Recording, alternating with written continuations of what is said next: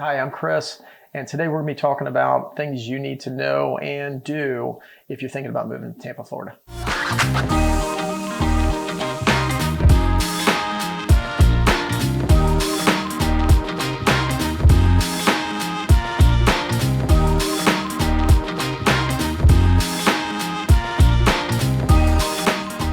I've lived in the Tampa Bay area for over 40 years.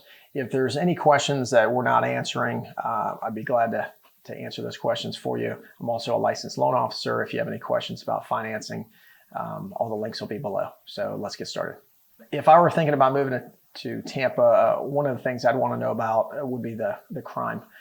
I have a family of four. I've got two daughters. They're both going to the University of Tampa, and those are some of the things I would be concerned about. I'd want to know, even if I wasn't necessarily moving, if my daughters were going to be moving to Tampa, I'd want to know a little bit about the crime rate. Actually, since 2015 and 16, we've seen a sharp reduction in that number. And we're going to put some links below. That way, if you want to actually check out certain areas of Tampa, you can actually get more specific on violent crime, property crime, different factors like that. On the school side, is ranked higher than other metropolitan cities that are similarly sized as well. The ratio of teachers versus students is 21 students per teacher, which is a pretty good number. It helps them focus on the kids that are in class and is able to give them enough time for each student. Again, we'll put some links below. That way you can check out grades as well, different counties, different cities within Florida, or for that fact, elementary school, middle school, high school are all going to be things you want to look at, especially if you're thinking about moving to the area. Before thinking about moving to Tampa, some things you definitely need to look into is get pre-qualified or pre-approved with a local lender. I definitely would suggest that because they're going to have better insight and better contacts for getting accurate appraisals done, especially in this market right now. I would say with transferring, if you're transferring down with your current employer, we'll look into what the contract shows to make sure there's no issues with financing. If you're working remotely, you'll need to get a letter stating that you're able to work remotely from this area.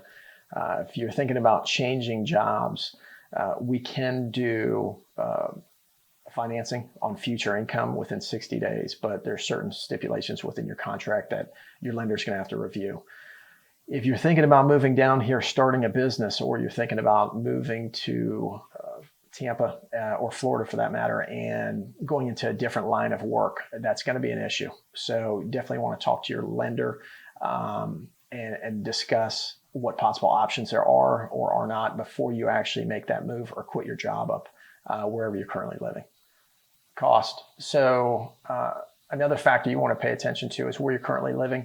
If you're living maybe up north or out west, how that's going to compare to moving to Florida. We don't have a state income tax, which is a big factor. If you're thinking about moving here, that's almost an increase in pay for some people.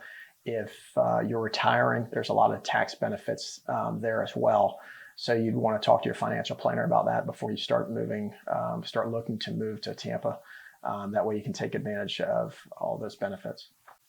So a lot of factors you want to look at are within your budget. You want to look at where you're going to be moving. Where do you work? If you're not able to work remotely, how much is it going to cost to go to work? Are you going to be using tolls to get there? We don't have a public transit system like some of the bigger cities. So either you're going to be driving, you're going to be using Uber, Lyft, some sort of transportation like that. There are buses, obviously there's taxis, but that's not really a convenient thing that most people are going to use.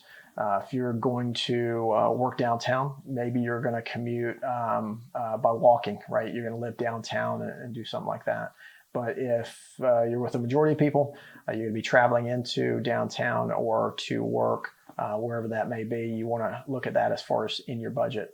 You want to also look at car insurance. You want to look at grocery bills. If you're going to be eating out, not eating out, all those are factors.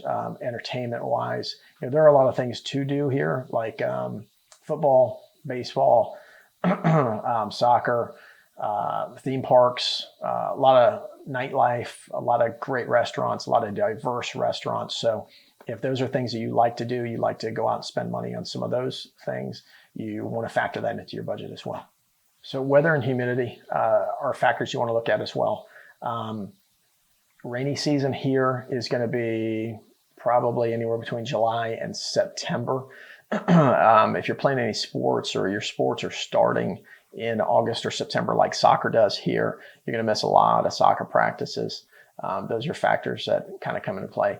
When you're looking at AC units, humidity, you want to actually pay good attention to that, because that could cause mold. If you're renting or buying a property here, a hydrometer might be a good thing to have in the house.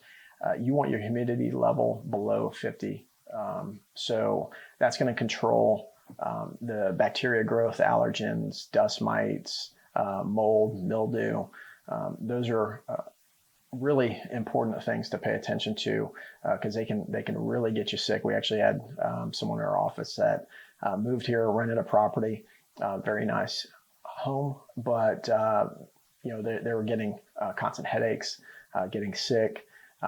So they ended up doing a mold test and found out there was actually mold in the property. So obviously they've moved, and the tenants or the landlords, were rectifying the property, but it was something that they needed to move for their own health. So if that is something you're really concerned about, and you're thinking about buying, your home inspector can add on a mold and air quality test, which will be another couple $100. So well worth money that you spend on it. Flood insurance is the next topic we're getting into. Here in Florida, there are a lot of areas that you may not think need flood insurance, but you have to check the actual FEMA maps to see where those fall. If you're thinking about buying a property, that'll be covered. If you're renting a property, it's something you may want to look into when you're getting your renter's insurance. One thing that we actually just talked to one of our insurance referral partners was that FEMA's actually changing the way they're going to be pricing out flood insurance. So in some cases it could be good, in some cases it might be bad. They're not going to have a very general map laid out. It's going to be very specific to each address, and certain properties that may have a lake behind it, and part of the property was sitting in that area, might not have necessarily required flood insurance, whereas maybe now it does, and vice versa. So definitely something you want to look into and consider, because if you have any water damage, because we do have a lot of rains, and if you're on a ground floor of a unit or you're renting a house and you have water damage, that's not going to be covered under your renter's policy or homeowner's insurance. So if you need any referrals or insurance agents' names, give us a call, or we'll put it in the link below. And I definitely would recommend checking that out as well. And typically, if you're looking at some of the websites like Redfin, Zillow, Trulia, they'll give you a flood factor. When they're estimating payments as well, please keep in mind that property taxes, homeowners insurance, and or flood are typically estimates. So just because you see that, when you're actually looking at a property, make sure that you get your own quotes so you have an accurate figure. Sinkholes, next thing we're going to get into, something that you might not deal with where you currently live, but there are sinkholes here in Florida, and there's quite a few of them. So depending on what area you're looking at, there's certain areas north that are more prevalent to sinkholes, but there are some here locally in Tampa. You're going to be looking at a difference in cost of your homeowner's insurance. So even though you might not be within 25 miles of a sinkhole, they're still going to rate the insurance because they consider that still a higher risk for them. There is sinkhole coverage that you can get on top of your regular policies. If you're in a high risk area, definitely something to consider, and certain financing may require it as well. If you actually are buying a house that has had a sinkhole in the past, something you might want to think about, That's probably, if it's been rectified, there'll be records of everything filed with the county. That's going to be the best house to buy, literally, in that area, because you're not going to have another issue because they pump so much concrete down.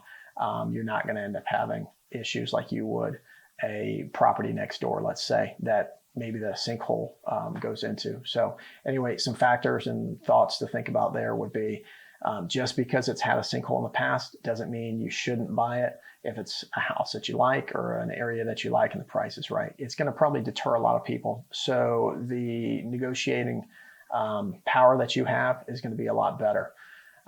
As long as you make sure it's been rectified, remediated, and the problem's been resolved completely, there's no reason why you shouldn't look at purchasing one of those homes as well. Hurricanes and tropical storms are the next topic. Something a lot of people might not be used to if you are from up north. But down here, it's a pretty regular thing for Floridians, and growing up here, I've gotten used to it. Pretty much every August, September is when the hurricanes typically are coming through. Good thing about Tampa, it's actually never been directly hit. We've been very fortunate, knock on wood.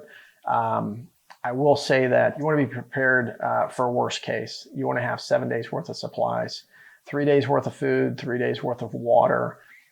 You want to have batteries for your flashlights. If you have pets, you want to make sure if you're evacuating, either they're coming with you, or if you're staying in your house, you've got medication for yourself, for your pets, for your family. What we do, at least, we'll go ahead and have tarps ready in case you have roof damage. You want to be able to cover that up. Some of my friends have hurricane shutters, or they've actually taken plywood and have those cut out. That way they're placed on sliding glass doors, windows, front doors, French doors, different things like that. You want to be prepared just in case. We have had some close calls, and I know that if we didn't have the supplies that we had, on hand already, if you're looking to do these things like 2 or 3 days before the hurricane's supposed to hit, all the shelves are cleared out. So make sure if you hear about a tropical storm that you're actually paying attention and you go get your supplies if you don't have them. On another note, what you want to know is if you're buying a home, you want to make sure that you're prepared as well for not being able to close. Let's say, for example, you're supposed to close on a Wednesday and a hurricane is coming through the area on Tuesday. Majority of lenders are going to not let you close on Wednesday until an appraiser goes back out and verifies that the property is still in good condition.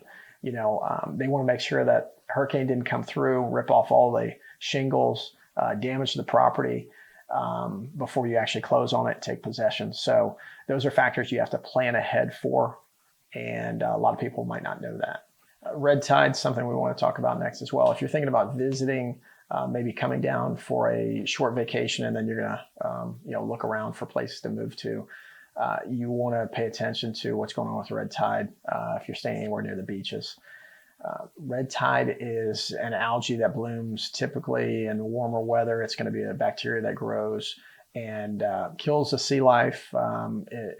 For people, if you're anywhere near the beach, it's going to cause eye irritation and respiratory issues. So if you have asthma or any kind of pre-existing condition, it's really going to affect you negatively. You want to pay attention to that if you are coming down and staying near the beaches. I would say you don't want to eat anything that's local while that's going on as well, which is not a problem for me since I don't eat seafood. But you want to make sure you're paying attention to those kind of things when you're planning a trip. So to recap, two most important things you want to do when you're planning a trip would be, whether you use myself or any lender out there, you want to make sure that you get pre-approved before you come down.